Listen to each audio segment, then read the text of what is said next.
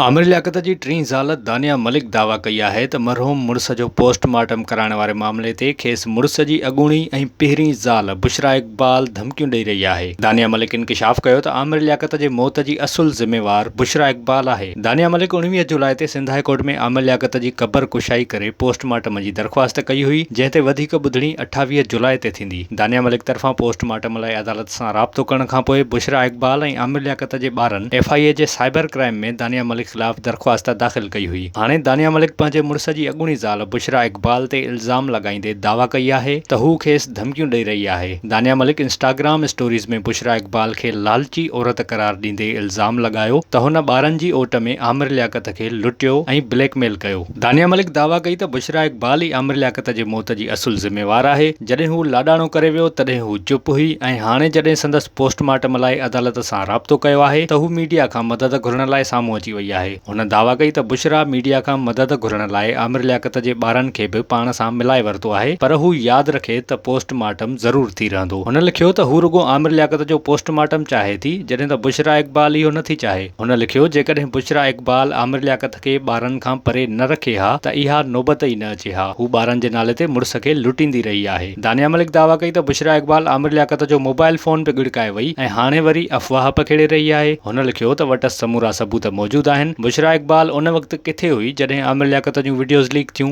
दानिया मलिक बुशरा इक़बाल लाइ इहो बि लिखियो त खेसि दौलत अंधो करे छॾियो आहे। विज़िट कयो अवामी आवाज़ मीडिया ग्रुप जी वेबसाइट awamiawaz.pk।